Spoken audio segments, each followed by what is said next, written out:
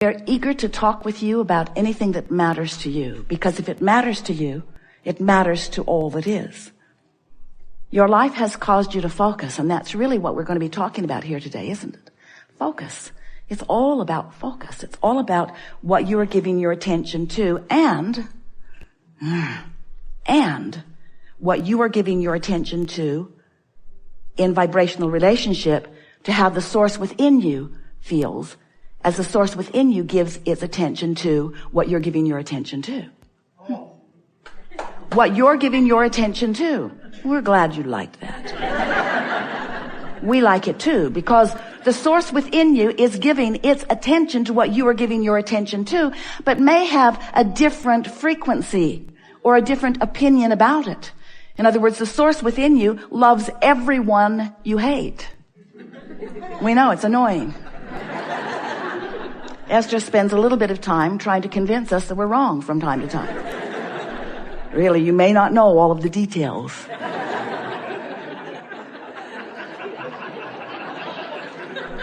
But the source within you is aware of what you're aware of and has a frequency that is being offered, and we want you to know it's the dominant frequency. It's the frequency that will survive your physical death.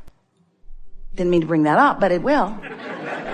It will survive. That leading edge part of you will survive when you reemerge into non-physical. And so we just want you to know that you can have your blending with that right here, right now, on the subjects, in the conversations, in the moments that are most important to you, right here, right now. That's what you really want. You said, I'll go forth into a physical environment and I will explore it to my fullest capacity. That's what you said. We told you we would remind you. It's annoying now, we know. I will explore it to my fullest capacity, and in doing so, I will become aware of what could be better about that specific thing in this specific instance. And when that awareness of what I don't want is vivid within me, I know, you said, because you knew, that in knowing what I don't want, that a clear awareness of what is wanted would be born at the same time. And isn't that always the way that it is?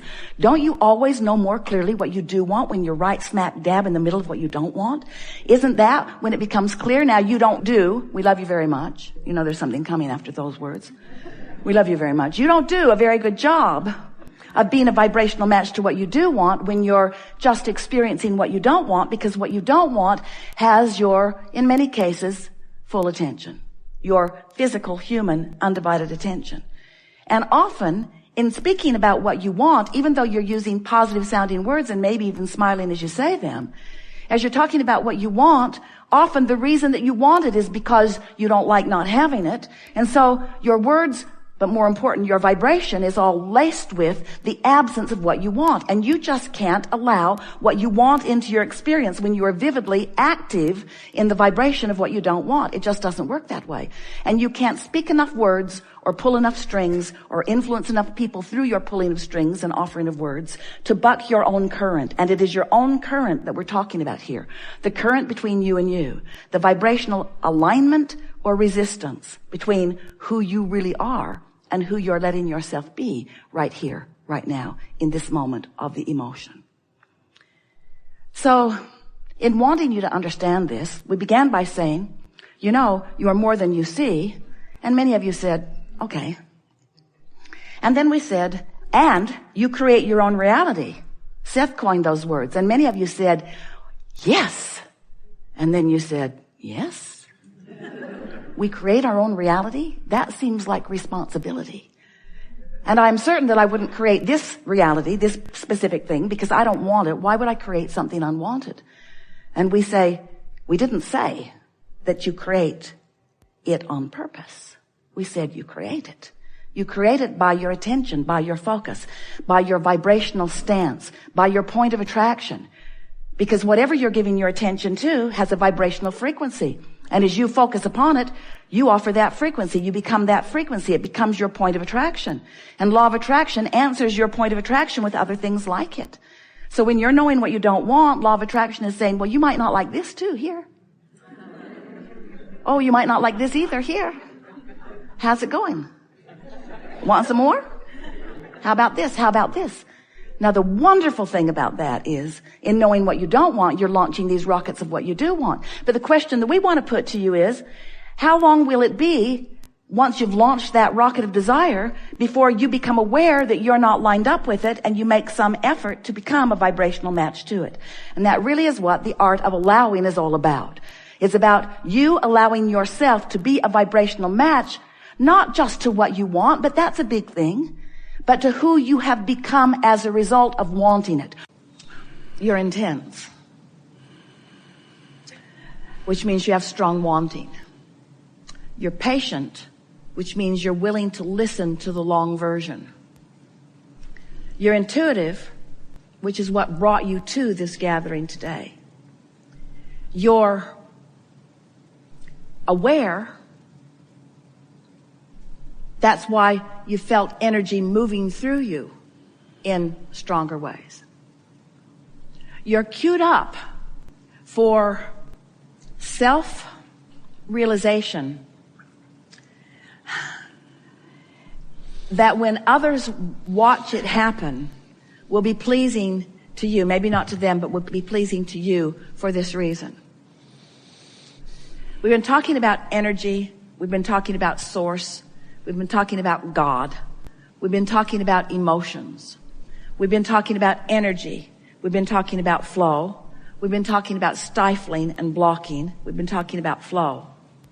But now we want to talk about cars. We want to talk about houses. We want to talk about lovers. We want to talk about mathematical equations. We want to talk about science. We want to talk about invention. We want to talk about creation. We want to talk about musical projects. We want to talk about books that you are writing. We want to talk about children that you are playing with and that you are raising. We want to talk about relationships that you are forming. We want to talk about the beautiful things in the world that you are attracting to you. We want to talk about the things of this earth that you are focused upon. And we want you to find a way of integrating this vibrational, law-based, universal knowledge, of integrating it into the details of the things that are important to you. We want to talk about your influence in your team winning. We want to talk about your reveling in the choir that the kids at your school are singing. We want to talk about the joyful things that your world is about. We don't want to distract you from the details of this physical life. We don't want to distract you from the food that you are eating or from your bodies that you are molding into the look and feel that you want. We don't want to distract you from anything that is of a physical nature. We just want you to look at the things that you are desiring and that are around you that are of a physical nature through the eyes of vibration, through the eyes of emotion, through the eyes of empowerment, from the eyes of assistance. We want you to allow yourself to integrate the broader perspective of Source into the details of your life. We want to say to you that when you are involved in the details of your life, and this is what you're bringing to this conversation, yes. When you are involved in the details of your life, and you are not conscious in the moment of your alignment, that's where overwhelmment comes from. When you are involved in the details of your life and you are in conscious concert with alignment, that's when your ecstasy comes. That's when your passion comes. That's when your thrill comes. Those are those high points that you keep wanting to bounce to another and to another and to another. In other words, there is no aspect of your life that will not be immediately enhanced by your conscious awareness of these things that we've talked about here today. So yes, you are physical and you are beautiful. And your homes are magnificent and becoming more so. And your inventions are becoming more, and your life is becoming more delicious. And your ability to interact and interface with one another is becoming smoother and more as you want it to be every single day. But if you extract from the equation of the life that you're wanting to live, the vibrational basis of it, then you have no power or control. And when you reinsert it into the conversation, and you are mindful of the way you feel, and you are directing your thoughts energetically, not just subject by subject, but feeling by feeling. Now you've got control of your life experience, and you will shine a light all around you that others will flock to, asking you continually, what is it that you know that I don't know? And your answer will be general. You will say, I've discovered that life is supposed to be fun, and that it can be if I will allow it. I've discovered that all people are good, and the best of them will come to me if I will allow it. I've discovered that there's nothing that is big enough that deserves my attention at pushing against, and that every time I let something be big enough that I push against, I slow myself down, I shoot myself in the foot, I diminish my joy, and I waste my moment in time. And if they ask further, if they say, well, how is it that you know these things? Say to them, it came natural to me. Once I got a glimpse of it, I remembered that I knew it when I was born. It's a dream that I believe that I knew. I think it is the reason that I came forth. I do not believe that I came forth to struggle or to suffer. I believe that I came forth to revel in the living of life. I believe that I've been given the free will to make my choices about life. I believe that I'm backed up by a source so powerful and so loving that I cannot even find the words to describe it. And I believe that the presence of that is with me in every moment that I allow it. And somehow I keep figuring out how to allow it a little now, and how to allow it a little now, and how to allow it a little now. And if they're still listening, and some of them will be, they may say, and how is it that you've discovered? What is it that you do? How do you allow this thing that feels so good to you? How do you allow it when your children are fighting or when someone is suffering? How do you allow it then? And you say, I can't allow it then. My attention to that deprives me of my ability to allow it. So I had to learn how to focus.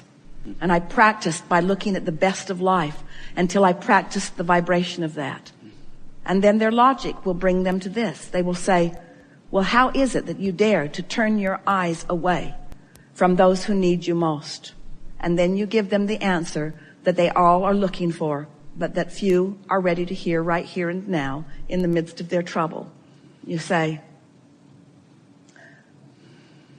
I turn the other cheek, because in turning it away from what troubles me, in turning it away from the problem, I turn it toward the solution. I've tuned myself to the solutions of life. I've tuned myself to the frequency that provides me with the solutions. So while I welcome problems because solutions are so fun to find, I stopped wallowing in the problem. We have enjoyed this interaction more than these words can explain to you.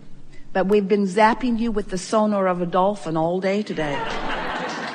It is our knowing that you have moved to a different vibrational place than you have been before. We want to say to you that we make too much of all of this, that if you would just find a reason to be playful and play. We encourage you, get together with your funnest of friends and spend time with them. We encourage you, go to your favorite places and focus upon them. We encourage you, get out the music that sounds the best to you and play it frequently. We encourage you, do those things that feel the best. Let those be the priority that are on your to-do today list. Put the things that don't feel good on someone else's list. Put the things that don't feel good on the list that says, maybe someday, but not today. Put them on the list that says, maybe someone else is ready to do this, but I've moved beyond it. I am a seeker of joy. Today, no matter where I go, no matter what I'm doing, and no matter who I'm doing it with, it is my dominant intent to look for what I'm wanting to find, to look for those things that feel the best. Our appreciation for you could not be greater, and our anticipation of that which is to come is very specifically focused for each of you who have participated here today.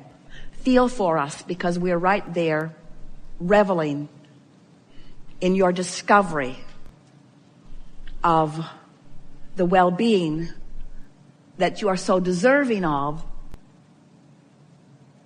and temporarily depriving of. There is great love here for you. And as always, we remain